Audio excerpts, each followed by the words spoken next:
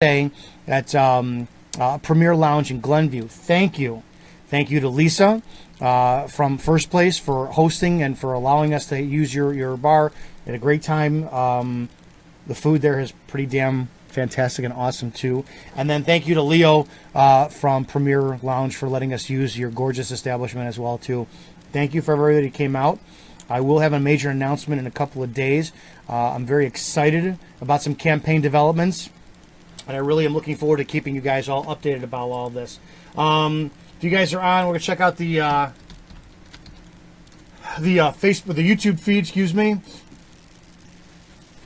Oh, we got multiple feeds there. Okay, hang on. All right, YouTube, we have multiple. All right, we're on there. That's kind of cool. We got that going. Restreaming with that. All right. I swear, one of these days I'm gonna go back to college.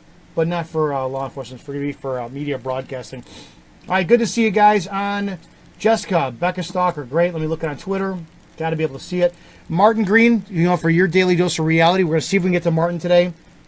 Martin Green is one of the premier New York police officers, and we have him join us every day, Monday through Thursday, to give us his insight on a daily dose of reality, a bit of kick in the pants for life, if you will. But we're going to get to Martin if we can.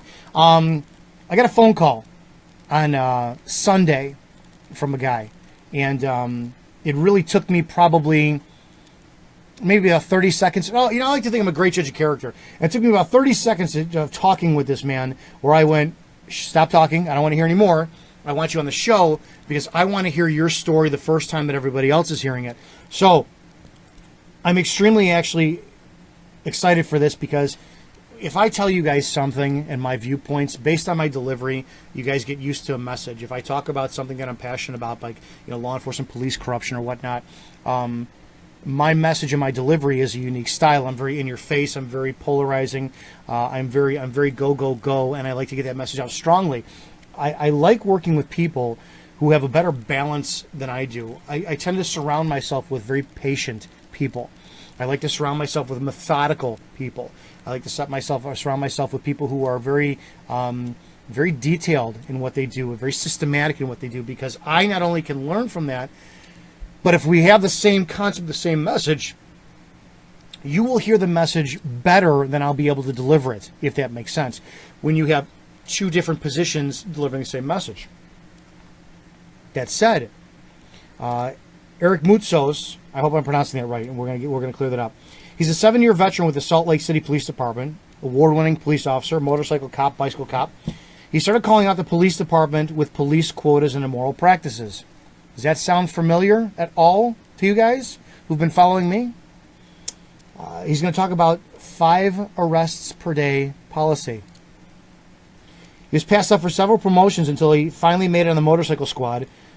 There they had to do 20 tickets per day or 2 DUI arrests per day. And I'm very interested in hearing how he's going to deliver that message, because with the DUIs, I think you should get 50, 60 DUIs a year. But again, too, it's all quality. The DUI goes at impairment. So I want to hear if they had a standard for that, or if it was just if somebody blew a .08, you hook them, regardless of whether or not they're impaired. The police department also gave them 1 hour of paid time off during arrests on DUIs. In June of 2014, he lost his badge and his gun for discrimination because he was voiced that he was uncomfortable to lead the gay pride parade. It was national news. However, once he told his story, even very liberal outlets like the Salon magazine and the LA Times were on his side. He used to be a country music singer. This part's cool. When he said this part to me, I went, oh, would you please come on the show? Because I kind of want to meet him and talk to him.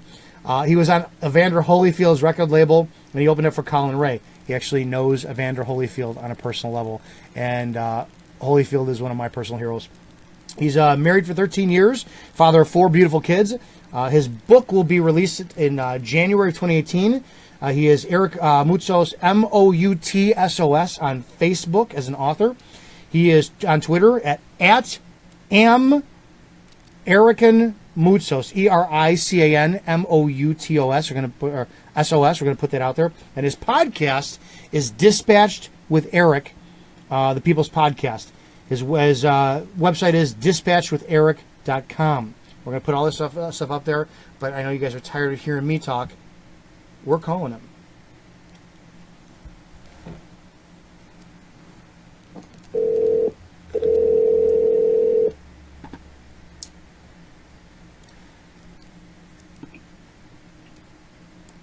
This is Eric. Eric, do I have you? You do. Oh, fantastic. I have you. Thank you so much for being on. And the first thing you got to clarify is, did I pronounce your name the right way? It's Moutsos. It's Okay. Eric, E-R-I-C, Moutsos, M-O-U-T-S-O-S. Are you Greek? It is, yeah. I'm a Greek Mormon. There's not a lot of Greek Oh. Mormons running around. You know, it's Greeks and Italians. We're just separated by a pond. So, thanks for coming on. And just like everybody else, I'm about as new to your story as possible. And you could verify we had a very, very brief conversation the other day because I don't want to hear your story. I want to hear it at the same time everybody else is hearing. I like having my guests on because I want to know very organically the questions that come in my head as you're speaking. You said you're familiar with my background and it resonated with you.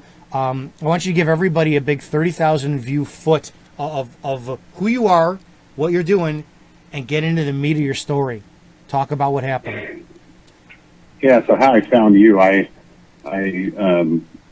anytime I start to speak out on certain issues, I don't know if you feel the same way, but I get this dark cloud that starts to kind of form around me. And I just wanted to know, I put out a poll, a Facebook poll that just said, do you guys even care about hearing these messages of my experiences in the police department, police corruption, topics about quotas. And so 300 people voted. I think 311 people voted, and 96% of people wanted to hear it. And so I just started to look up online. I want to see if there's anybody else, any other police officers that have gone through stories. Mm-hmm. And I found one of your videos. I found one of your videos, and it just resonated. I got to ask, which video was it? It just said police quotas are real. Oh, yeah, okay, right. And so I watched it, and I'm like, oh my gosh, here's another cop that's speaking out, and it was just extremely motivating to me to be able to listen to your story. And that's kind of how it started. That's kind of how I found you. I got to ask a question. Before you went through what you went through, you obviously now, it's kind of, I wish you had heard about me before you went through, because I'm always interested to know, what do current active cops think of me before they experience this, and then if they experience it afterwards? Because I get a lot of guys who are still in law enforcement who are not a fan of what I do and I speak out for whatever reason. And until they go through something like this, and believe it or not on the scale that what you've told me, but I get other guys who are like, yeah, I can't believe what we have to do and what we're told to do and whatever. And they kind of, they start to gravitate towards my viewpoints. And it's nice to see, and I never go, I told you so, but it's nice to see that, that I'm not making this stuff up, that it is out there and it is a reality and it is a problem. Yeah, and that's where my career, so I was with the Salt Lake City Police Department for 7 years, and my career started to go downhill really quick so I was on the bicycle unit, and that's a specialty squad. I'm sure you're familiar with specialty squads, but I was on the bicycle unit, and there was a hard push for us to get numbers, just because they wanted us, they're always like stats. And one day the sergeant came in and he just put a straight number on it. He said, you're going to arrest 5 people a day. And my gut just immediately told me I got to say something. And so I said, hey, Sarge, I don't mean to be disrespectful, but that's not a good idea. Now, can we interrupt? What is the population of Salt Lake City? There's probably 300,000, I would imagine. 300,000. So how many officers, how many sworn you guys have? Close to 600. Okay, and let's just say afternoon shifts. You guys do 8, 10s, or 12s? 8. 8s. So 8-hour shifts. So you have a 3 to 11. How many? What was your minimum staffing? I'm sorry. No, it was actually 410s. So Okay. we would do sometimes we do 8 hours. Okay, so you still got an afternoon shift. What was your staffing on an afternoon shift minimum? Well, on the bicycle unit, there were 8 of us on the west side, and then 8 of us on the east side when I was there. And then on regular patrol, there were close to, 10, probably 10 on each side. So let's say it's 16. So 26 officers. Let's just say conservatively 30 officers if you're staffed well, right? Right. 30 times 5. Somebody do the math on this. What is 30 times 5? I'm sorry. Why can't I figure that out in my head? Well, and just to clarify too, this wasn't just in patrol. They didn't have these kind of numbers because patrol is a different animal. It's more call responsive. But when you're on a specialty unit, it's more 150. They want you to justify your position. And so in order to get out of patrol, your numbers have to be high for them to even look at you. Now, what do you constitute as an arrest? In Illinois, technically a traffic citation is an arrest, but we're not talking misdemeanors or felonies. Are you strictly talking misdemeanors or felonies? Yeah, misdemeanors or felonies is what the sergeant wanted our squad to get 5. And I told him it wasn't a good idea. So let's just say for argument's so we were talking about not 5 individuals, not if you have 8 on one side, 8 on the other. It's not 8 arrests per officers, 8 or it's 5 arrests per squad, correct? No, 5 arrests per officer out of 8 of us, and then I don't know what the other sergeant was pushing on those other people. So you're still looking at 40 arrests. Is that per week or per shift? Per day. How is that possible? What are you arresting people for? Well, it started to turn into, there's a lot of infractions that, spitting on the sidewalk. So we started citing people for spitting on the sidewalk or standing on the sidewalk for longer than 2 minutes or smoking in the park, littering, open containers, just anything and everything. They wanted us to hang paper on them or take them to jail. And so when he said, you need to arrest 5 people, I just pushed back and I just said, hey, it's not a good idea. It's unconstitutional, number one. And I said, number 2, what if the citizens knew that we had a number on it? And then number 3, what happens if we don't get it? And so he got really upset. So I challenged it and I turned in 3 tickets that night. Right. And so he was counting, when we all went back. Now, those traffic tickets or those arrest tickets? No, those are misdemeanors. So they were either misdemeanor A, B, or C, but they were, misdemeanors on people's, records. Now, here's another question I got to ask. Did the numbers ever come up as far as the race of a majority of what you guys are arresting? Oh, sure, yeah. When you'd clear it, you'd have to put down what race people were. Anytime in Salt Lake City, they'd make you clear your traffic stop with, if it was a black person, they would say clear with you'd have to say clear with the Bravo. Yeah. Or if it was a white person, you'd have to say clear with the whiskey. Yeah, we had that when it came down to the racial profiling forms, which started in 2003 for our area. And it was just another way for the bean counters to wind up, determining that we're discriminating when they're not. But my issue is I'm sorry, but my blood is boiling when you're talking about this stuff because I know you're not lying. I don't know you, I've never met you, but I know damn well you are telling the truth because I live this crap. Talk about it. Talk about your frustration. Yeah. So that night when I came in, he was counting everyone's tickets. 1, 2, 3, 4, 5. 1, 2, 3, 4, 5. 1, 2, 3, 4, 5. And he got to me. 1, 2, 3. And he looked at me, and I looked at him. He immediately pulled me out in the hallway and just started screaming at me. He said, "How dare you disrespect me?" The MFer. At that point, I just said. I'm just trying to make a point. Like, this is exactly what I mean. Like, what if somebody doesn't come in with these tickets? Like, what if there's nobody to arrest? And so he said, you're going to stay after shift an extra hour, and you're going to arrest 2 more people. Are you guys union? Were you guys union? Yeah, we have a union, but it's pathetic. Well, how can he force you? The union doesn't have any real pull. Yeah, there's no bargaining rights, so it's pretty much the mayor. Whatever the mayor says goes. Is that a violation of your contract, though, to be able to force you to stay overtime to unconstitutionally arrest people. I'm sure. Yeah, I'm sure it is. But the problem is that a lot of the, I don't know what the union, I don't even know who the union president is now, but a lot of times the union presidents are just pretty much puppet strings for the chief. And so, it's, if you're not in good on all levels, you're not going to get the back that you really need. And so, going back, so he made me stay after shift an extra hour to arrest 2 more people, and I wouldn't do it. But I knew it was something that I had to stand up for. Can you excuse me for 1 second? Hang on for 1 second. We got Michael Hunt, who is in the chat, who made the comment that fired cops stick together.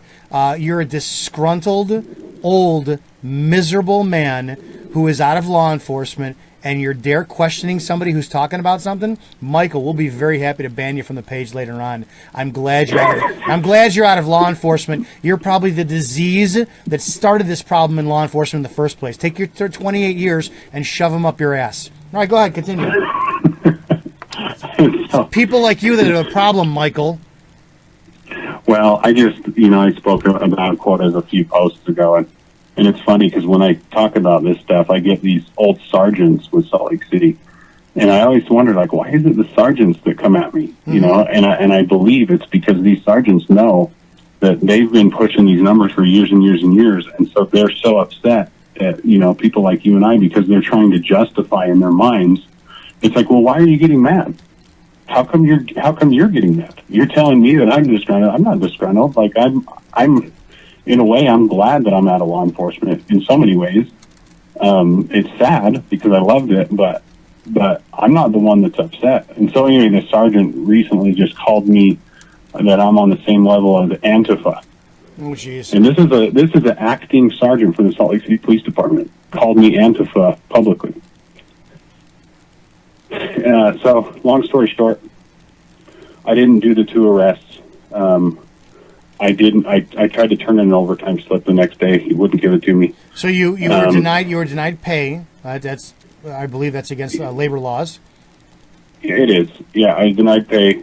But then shortly after I was off the bike squad, I tried to put in for more positions, and so I put in for what's called a field training officer, the FTO program. Right. I was denied. I had never been in trouble. I'd never gone to IA in 7 years as a police officer. What is your for a traffic accident? One time for a traffic accident. What does your disciplinary file look like? I have a traffic accident on my file and it was still non-disciplinary, so I'd never been disciplined officially in 7 years. Okay, there you go. So you find this stuff going on. A lot of people need to understand, and then there's 2 sides of it. There's the reality of it, and then there's the side of it that kind of, I don't want to put words in your mouth, but eats at you. I want to know what it was like for you to sit there and understand now that your job, for more or less of a reason, was to ruin people's lives. Is that what you signed up to do? It isn't, and once I realized, like, when I was brand new, I was just gung ho, and I didn't see all of these things. I didn't see it happening, and so I would they'd give us challenges. Like the sergeant would say, "Hey, the first person, and there's 10 to 20 of us, first person to get a yellow Toyota gets 2 hours off." They had you target a car. That's right. And so now everyone would get out to get a yellow Toyota. Could you imagine being that yellow Toyota? Sure, I can also imagine the problem of sending guys. You get 2-3 guys who all see the same car. You guys speed at it to see who gets there first, and then you guys, collide with each other and cause a problem for damaging department vehicles. Well, I don't know. But the point is they would do those things all the time. They would incentivize either tickets or arrests. When I was on the motorcycle squad, they would give us 1 hour off every DUI arrest, just kind of under the ground. Here's an hour off. So they would incentivize. So anyway, I started getting passed up for all these positions, and finally I realized that I got passed up for the motorcycle position, and I passed the course. And so I called the sergeant. I said, "Hey, what's going on?" And the sergeant just straight up told me, "Hey, they passed you up because you were insubordinate. And I said, was there anything in my file? Well, no, there's nothing in your file. And so I got a meeting with the deputy chief. I took in my stats and showed him, like, here, look, I'm out of 19 officers on the bike unit. I was the number one. You know, the reason why I did this is because I felt like it was unethical. Can you clarify, too, because people are starting to ask, what year did this happen? So I ended up, and I'll tell my story about how I ended up getting out of law enforcement, but around 2010-ish is when the incident happened with the misdemeanor, mandatory misdemeanor arrest. Mm-hmm. And then 2014 is when I ultimately lost my badge for discrimination. So it's pretty recent. Yeah, pretty recent. All right. Talk to me about when you decided what are you going to make a stand for. I mean, you know that what you're doing is wrong. It's wrong. It's unconstitutional, and I don't know. Thanks to 1983 action, if somebody decided to sit there and fight what you did, you're the one who's going to go to federal prison for violating somebody's rights. And the idiot sergeant who's on that shift who's making you do it, his name's going to be put in that lawsuit too, and so is the chief. So it's kind of amazing that these guys don't understand this. But go ahead. Yeah, so I finally got on the motorcycle squad, and things were going good. I liked being on the motorcycle, but I just started to see that machine, what happened there. But we had to do 20 tickets a day on the motor unit, and so there's 25 officers on the Salt Lake City Motor Squad. At 20 tickets a day, you do the math. Holy crap. And so that was extremely, it was hard too. 20 tickets a day were hard, whether you like it or not. It was hard to do. Yeah, it is. In 10 hours, yes. You're breaking up a little bit on your end. All right, for those of you okay, go ahead. I just said, or 2 DUI arrests per night. So it was one ticket was worth 1 point, and then DUI was worth 10 points. Now, what shift were you on? I was on the kind of afternoon/graveyard DUI shift. How were you? So, what time did you work? For those who don't know, about 5 p.m. till 3 a.m. Okay, and that's kind of hard to do. I worked 5 p.m. to 5 a.m. Maybe once or twice a month, I would get 2 DUIs a night. And a lot of my DUIs, believe it or not, was when I came on 5 a.m.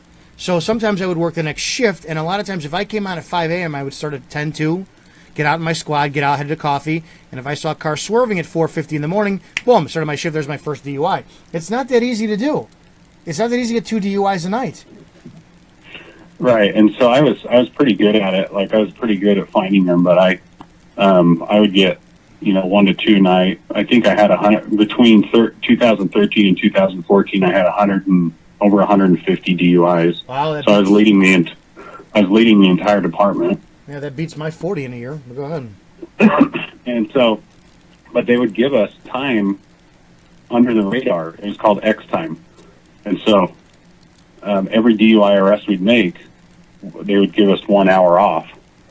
And the reason why they did that is because there wasn't enough time for us motor cops to go to court in the morning. So we'd work till 3 a.m. and then they'd summons us to go to court on other DUIs at like 8:15. And so they'd give us this time to start building up, and we needed it. And so ultimately, and I was calling the department out on several other things, like their hiring process. They had this diversity day. I called it discrimination day, but they basically in this meeting said how, they put up a pie chart of what we're utilizing as races, right? As what we're utilizing in Salt Lake City as far as race. So they put up a pie chart of like 86% white people, 10% Hispanic. And the woman up front, she said, well, how are we doing? And one of the officers in the room, I think there was 30 or 40 cops, he said, ma'am, that's the demographic for Salt Lake County. And she said, well, we think we can be doing better. So I raised my hand and I said, ma'am, so I said, correct me if I'm wrong, but what you're saying is if I'm a white officer. If I put in my application to promote, and somebody who's in a smaller pie chart, you know, if we look the same on paper, that you're going to hire them over me. And she said out in front of everyone, well, how else would we do it? Did any other officers start to confide in you, or what was their viewpoint of you when you started making noise? A lot of them were happy, but a lot of them were telling me to shut up. You know, like I remember, because I'm sure you felt this when you started to speak up as well. Absolutely, I was the problem. Everybody came to me. I specifically wrote, on request of my officers, a 13-page memo about one officer who was violating policy, violating orders that were given, was shown, was late habitually to work. I mean, 5-10 minutes late to work habitually. Turned this in, and then when it came down time for the investigation, every officer sat there and, well, I don't have a problem. I don't have a problem. It was just amazing. And I was warned by another officer there, don't do anything for these people because they will turn their back on you when it comes time. And I experienced that. Right, yeah. So anyway, with the hiring, basically the lady just said, like, if you're a minority and you're going to promote, or if you're going to promote, you're going to get special treatment over a white person. And I said, ma'am, that's discrimination. And then so she showed me this like page, and I have the page still, but it says like African American, Native American, Hispanic, and then at the bottom it says LGBT. I said, ma'am, that's not a race. And the lady said, yeah, I actually agree with you, but that's what the mayor wants in there. And so I said, I need to talk to a supervisor. And so she gave me her supervisor's name. It was the head of HR for Salt Lake City. I think she's still there. But I called her, and she called me back, and I was nervous. I said, hey, this is Officer Moutsos. I said, I'm really nervous about this, but what you're teaching is poisonous. And I told her the story about how, you know, the instructor said that they would hire somebody that's in a smaller minority group. And she said, no, this is HR. We have an open door policy. Oh, and so I had this thought came to my mind, and I said, okay, let me ask you something. If the fire department hired a fire chief who has never fought a fire, who's never had any fire experience, but they hired him just to make this pie chart look a little bit better so it looks like you're more diverse, what would you say to that? And they didn't, and they weren't a fireman. So they hired a fire chief who doesn't even have qualifications to do this. And she said, well, I'll tell you right now, they wouldn't be qualified. And I said, well, I'm really glad you said that, because right now we have a deputy chief of the police department who's a woman and not a cop. And Dominic, so the chief of police appointed a deputy chief who was a female and did not have a badge. They were not certified Utah law enforcement officer.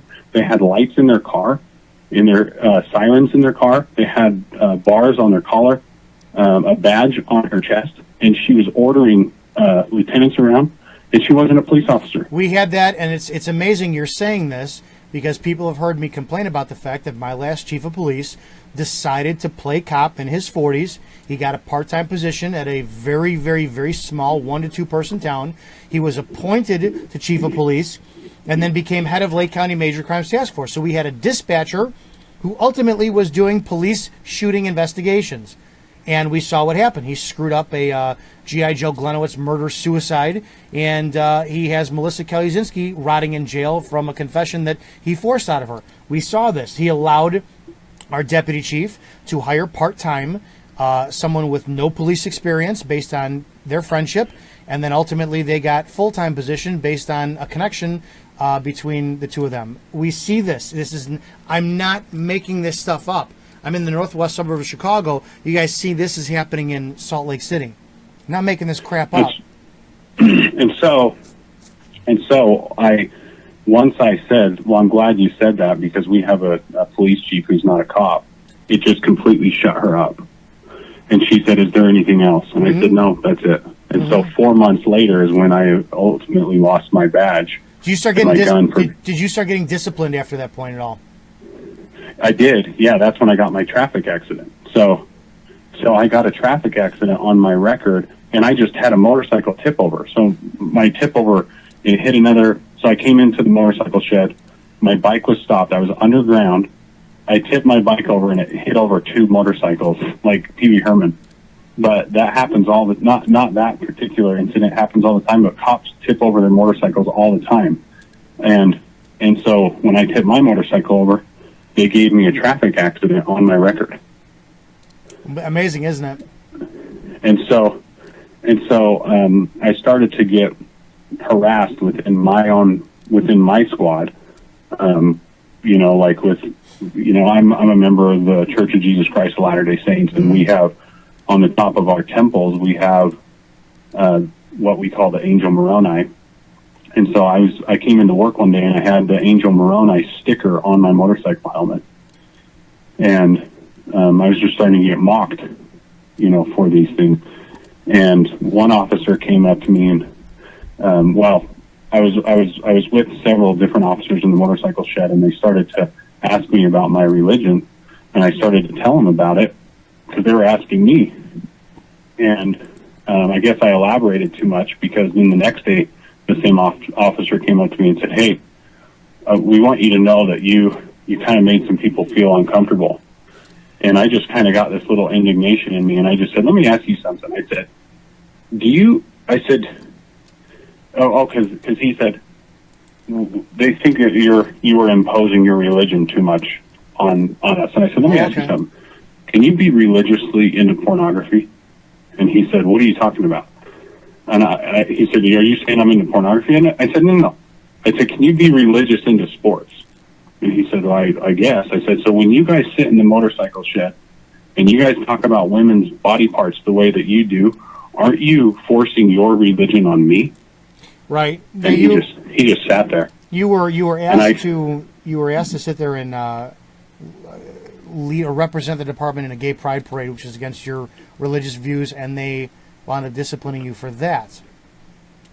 Right. So basically, yeah, that's right. So they wanted me to lead the LGBT parade, and in Salt Lake City, they put the colors all over the cops. I mean, you can just look it up, like online. There's pictures of the chiefs wearing the rainbows over their uniform, which is against uniform policy, but they wear it around. And so when I got the order to celebrate in the parade, to lead it on my motorcycle, I was very uncomfortable. I told my sergeant, I switched spots with another cop. So I said, "Hey, will you be in the parade and I'll do your security?" Mm-hmm. He said, "Absolutely." He understood. So we switched. 1 hour later, 1 hour. So I got to switch at 5 o'clock. 1 hour later, an email came down the chain. These are the assignments, and there will be no switching. And I just knew. I'm like, I know this is because of me. Mm-hmm. And so I sent an email up the chain that just said, basically, why all of a sudden do we not allow trades when several other officers in that parade, including my direct sergeant, got out of the parade. And I said, "Look, I just got to tell you, I love gay people. I love all people, but I do not advocate this, just like I wouldn't advocate an abortion parade." And I said, why are we as police officers be subject to being somebody's free speech? We should be there to serve and protect, not to advocate. And I said, "I'll still do it, but I'm just telling you, I'm very uncomfortable." And so a few days later, I got a message that said, "We need to see you." And I just had this sick feeling in my gut. Oh, I remember those. Yep. I remember getting ready. I remember getting ready for the last time. And I was just looking in the mirror, and I just had this feeling like, this is the last time you're going to wear this uniform. And I tried to dismiss that thought. And so I rode my motorcycle in, and I just kept having these feelings like, this is it. Yep. And so I got there. They pulled me in the office. The first thing the deputy chief says is, "Hey, tell us about this religious thing that people are making fun of you." So I said, "Look, I just want to move on. I just want to forget about it. Just tell him to just tone it down, basically." And then he kind of it was almost like he was happy that I just didn't want to put in a complaint, almost like I just saved him a bunch of paperwork. And so he said, "Well, the next item of business is that you're being placed on administrative leave for discrimination." And my heart just dropped. It was like a death. I can't explain it, but I've been there. Been there. And they drove me home. They took away all my stuff. My wife and I were just crying. My direct sergeant was crying. It was horrible. And then 2 days later, it was blasted all over national news. Officer refuses gay pride assignment. Yeah, they gotta make you the bad guy. What the department did was they spun it to make it look like I didn't want to protect somebody who's gay. And it was probably the worst thing we've ever done. So you went through what I know to be fact. I never met you. I don't know anything about your department. I don't know anything about you as a person, but everything you're telling me, I know they do. I know they do. Other cops know they do. The people who are watching you, who are citizens, they don't believe this is possible. It's like, no, it's not. This, when you're describing that sinking feeling, yes, when you hear 9511, 1019 per 500, you go, here we go. That means my number, 1019, return to the police department, meet with 500, who's the chief, and you're like, here we go. This is going to be a shit show. I'm going to sit in the office, and something is going to come, and your stomach starts to turn. You're a grown man, and your stomach starts to get nauseous. So you went through all that, and I believe every single thing that you went through, and I know how they manipulate everything. I know damn well that they probably did it on purpose, where they found out your religious beliefs and then purposely put you in that parade to make you uncomfortable, to set you up to go, I can't do this. Oh, we got to get ready for discrimination. I understand that. Question is, and I already know the answer to this if you did or not, did you pursue any legal action against the department? Did you fight this in a grievance? Did you go to the media? Did you do anything? I did. Yeah, I went to the media. I resigned. And so when I met first a second. People have to understand this, because this is you did nothing wrong. Why did you resign? Can you explain to people why you did? Yeah. So the reason why I resigned is because I knew that when your accuser is the judge and the jury, there is no hope for you. Okay. I've seen it happen over and over and over. As soon as you get on the all-searching eye, the Lord of the Rings all-searching eye, It is over. So, and I'm gonna interrupt you for a second on my part of it. It was the third department I was with, and I understood the game at this point. Not like my first one, not like my second one. So when my union called me and said, they want to give you an opportunity to resign, I said, absolutely not. They wanted to give me a Loudermill hearing. And what that is you go before your accuser, who's the chief of police, who is the one who wants to fire you, and you justify and reason to him why you shouldn't be fired. My words to my union were, you're out of your fucking mind. They can fire me. Because I knew they wanted me to beg and grovel, and I was not about to resign for something that wasn't against the law, and something that wasn't it wasn't against the Constitution. So I was not about to do that. But the difference between you and me is I'm not married. I have no kids.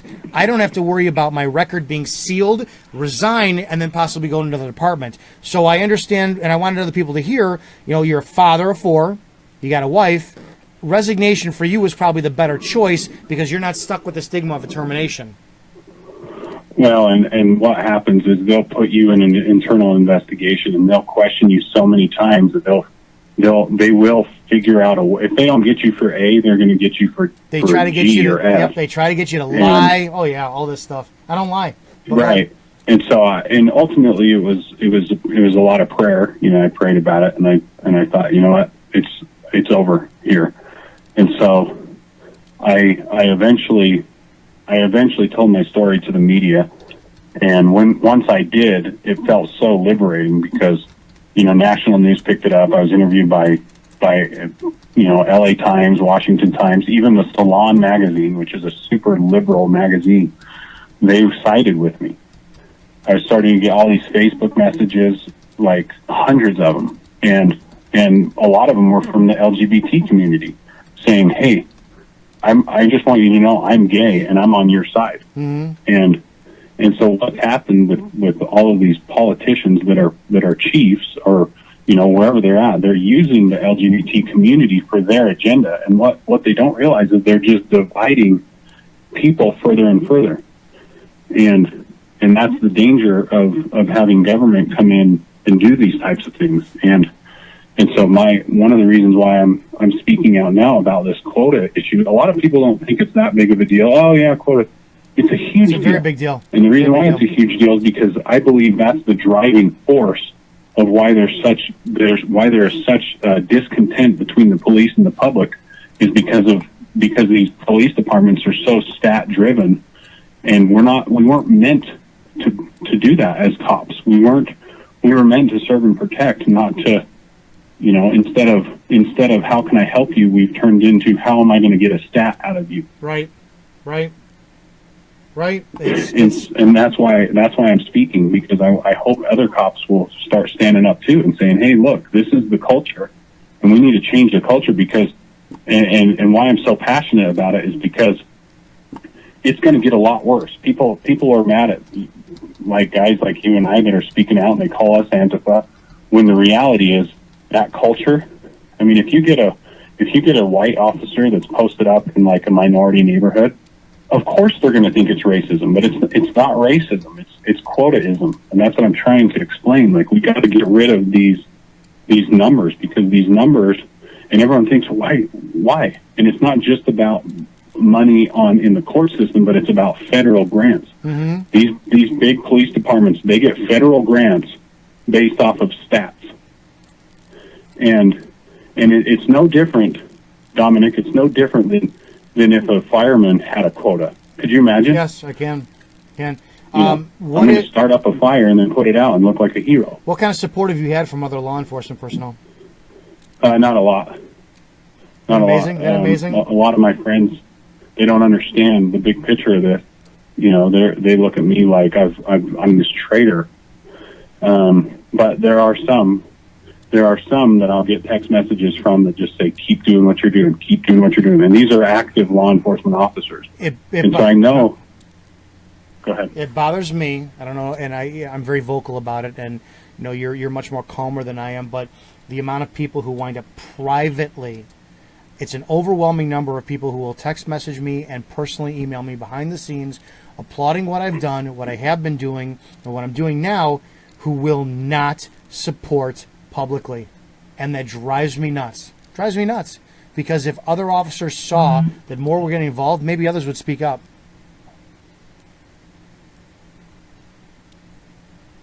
We lose you? No, I'm here. Yeah, that's my 2 cents. Yeah, no, it's a huge problem, and it's going to get a lot worse. Like, I'm telling you, if states don't start addressing it, and if these agencies, the heads of these agencies, don't start really looking at, holy cow, like we're creating more problems than we're solving. And so, their argument is, well, we have lazy officers. So, but that's such a cop out, because you know what, you can use a different matrix. You can use a different way to measure production, and it doesn't have to be on how many people you arrest and how many people you shake or stop. Mm-hmm. And I really believe that if we just had more people come out and speak up about it, that those relationships between the police and the public will automatically start to heal, because they'll know deep down, wow, this guy really is not trying to do me any kind of harm or negativity. And we absolutely need police officers. That's another thing. Like, we need law and order, but we need constitutional law and constitutional order. Right. Are you familiar with the Constitutional Sheriffs and Peace Officers Association? No. It's Richard Mack's association. Sheriff Richard Mack, who sued Bill Clinton and won and lived to tell about it. Richard Mack is all about the Constitution. And the more I started talking to him, I look at him as a mentor, and I look at the ways that my views have opened up are, I can't believe for so long that I was enforcing laws that I went, wow, what the hell am I doing? And it really didn't make sense to me. Has anything changed to your knowledge in your department since you were the catalyst for this attention? The example that was set? No, I think it's just gotten worse, to tell you the truth. Like, I have a lot of friends that they're so about stats. It's crazy how stat driven, because you don't get promoted. Like, I remember a a memo that came out that said, hey, you want to come to the gang unit? The first thing you got to do is go into the system, type in your IDM, type in your badge number, type in this date to this date, type in this code, which is basically pulling up your stats for the whole last year. Push enter, push print. So the only way that you even got looked at to get promoted or to move to a different unit was based on your stats. Mm-hmm. And if you don't have high stats, so in other words, if you don't play the game, you're stuck in patrol. And there's some cops that don't play the game, and that's who I want to defend here too. There's a lot of police officers that don't play it, but they end up getting stuck in patrol their whole careers. So here's another question. You live in Salt Lake City. I'm assuming you live in Salt Lake City still? I do, yeah. Salt Lake County. Okay, so here's a grandiose question. When are you going to run for mayor and change things? Dude, Salt Lake City's lost, man. It's the Republic, like Star Wars, is gone in Salt Lake City. It's been a Democratic run amok for the past 50 years, and so it's just Democrat after Democrat after Democrat who appoint these puppet police chiefs that will do every single thing that the mayor says. It's the mayor that's running these police departments. And so the question is when am I going to run? I never have seriously considered it because I just don't feel like I'm qualified. Says what? I don't know. I just, I was reading this book. It's called The 5,000 Year Leap.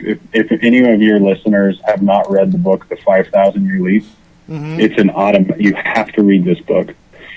But it says here that in the book, let's see, it basically says, like, if you're not, there's a lot of things in order to be a leader that you have to have, and it just, I can't find it. I'm looking for it, but I can't find it right now. Talk about what you are doing now. Talk about what you're doing now to wind up preventing this problem from happening in the future.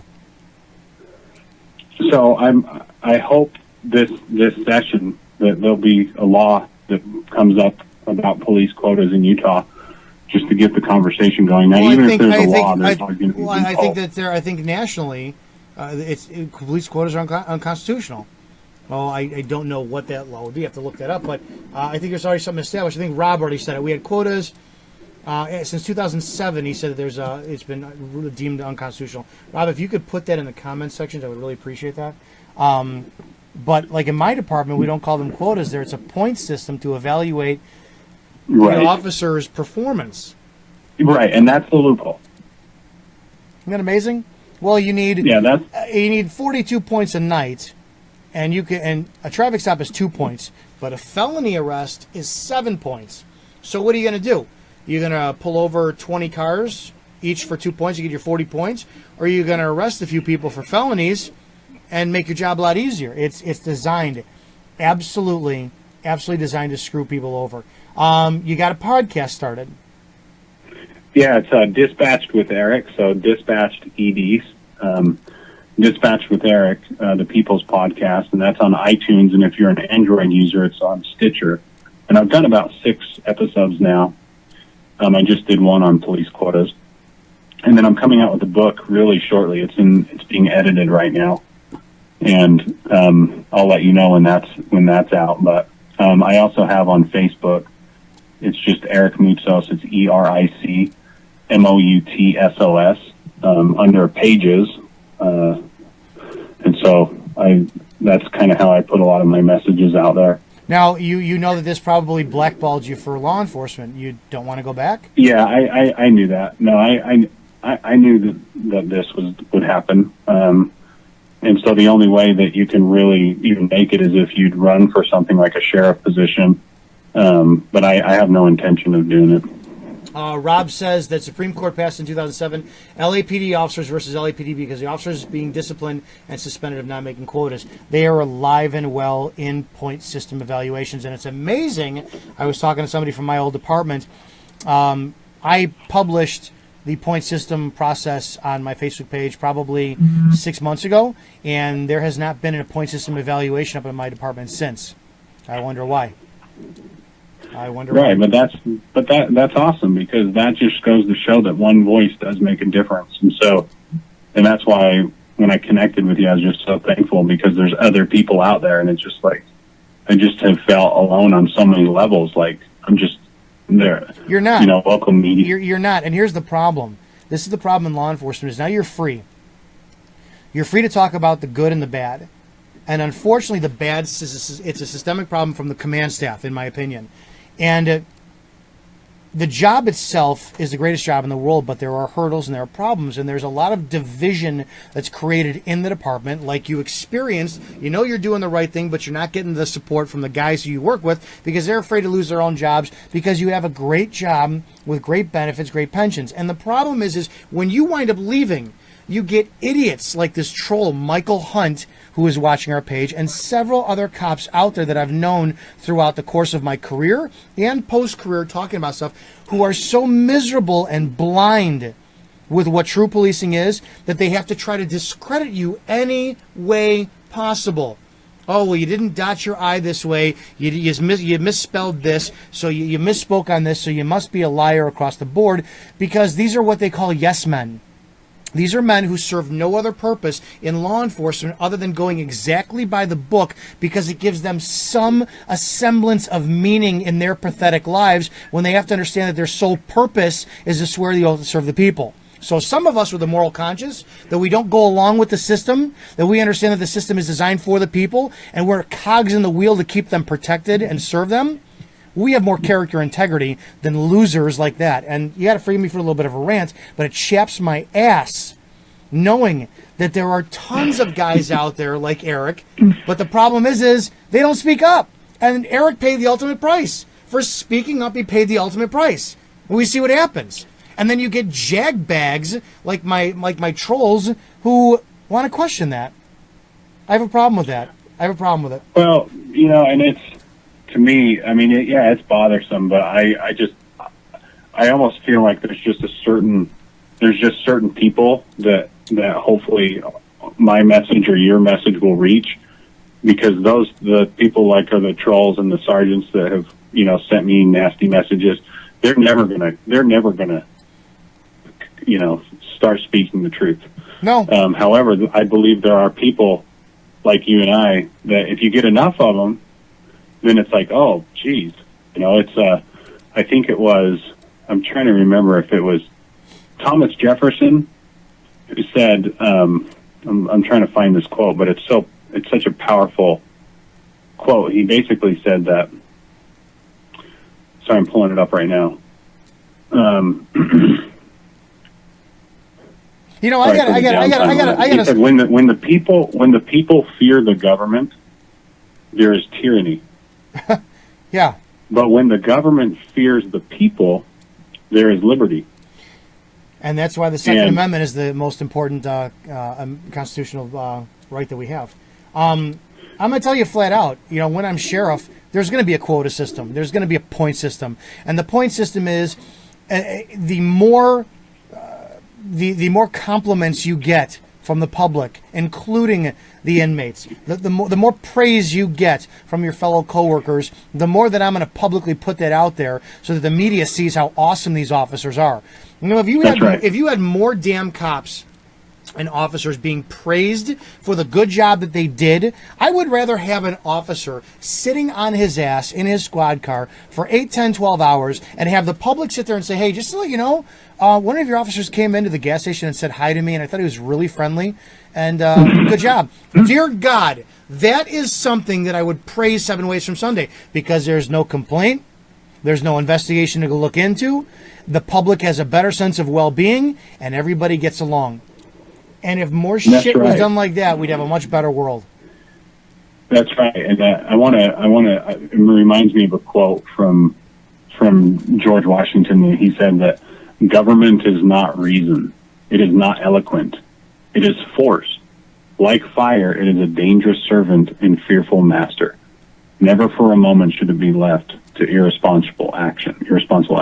And so it's, if we just started to do the things that we could do to help out, you know, how many high fives have you given kids? Oh, you know? Are you kidding me? Point. How many business checks have you done? There's a point. Yeah, we got it exactly. We got an email not too long ago, and I used to go into our school every day. It was a elementary school, and you can't help it. You cannot help the kids who want to come up to you and talk to you. Let me see your taser. Let me see this. Let me see that. You can't you can't help the ones who high five you, the ones who hug you, and this and that. And the principal there didn't like me specifically. Didn't like the fact that I was coming in there, and he thought I was disruptive. You know what? I'm sorry. I want to bridge the gap between the police and the kids that you see on a daily basis. So we were given an email saying stay out of Murphy School. All this crap. I wrote an email to my deputy chief saying I would like training. I would like training from the school how to properly handle and reject a 10-year-old who comes up running to me, wanting to hug me. What am I supposed to do? Say, stop, no, I can't hug you, shh, keep quiet. I would like the proper training since you see this as a problem. And when you, if you're a cop out there and any of these problems are resonating to you, there's two things that you have to do. Number one, you have to document everything. Everything, because your word is going to be challenged to your command staff. I document everything. Save every email, save every damn thing you can. And the second thing is know your department policy inside and out, back and forward. You know those two things, you document everything, and you got department policy, sorry, you will be confident in everything you do, and you will be a very dangerous person to deal with for the command staff to try to discipline you. Right, and my whole thing is, and I agree with you, but my whole thing is if they want you gone, you're going to go. Yeah. And it's sad. I've watched it over and over and over and over, and it was funny because it's some of the greatest leaders who have the greatest potential. They're the ones that get weeded out quickly. Yep. Sure, absolutely. And you know what? And then like in my department, I saw people who shouldn't be cops were cops. If people want to find you, how can they find you? Oh, just Facebook is like usually what I use. Also, so if you just go to Eric Moutsos, EricMoutsos, there's a page that you can like and we put that up. Follow. Yeah, we got that up on Facebook. Yeah, please. Yeah, that'd be great. Or just Facebook.com and then it's / dispatched with Eric. And I'll put it in the notes too. Please do. So I'll put it in put it in your. What's next on your horizon? You got a book coming out? Yep, I've got a book coming out, and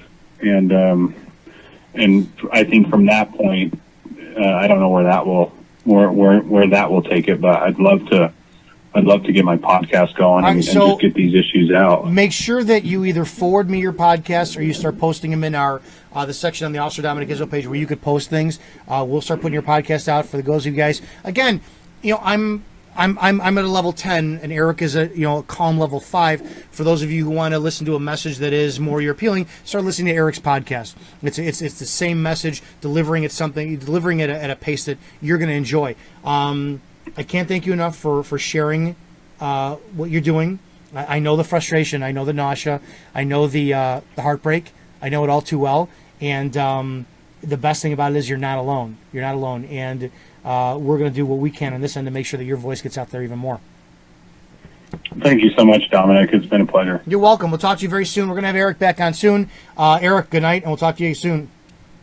All right. Take it easy. All right. Sorry to Martin. Martin, we missed you tonight for your daily dose of reality with Martin Green. Christopher High says he wants to sign a petition. I got some news coming.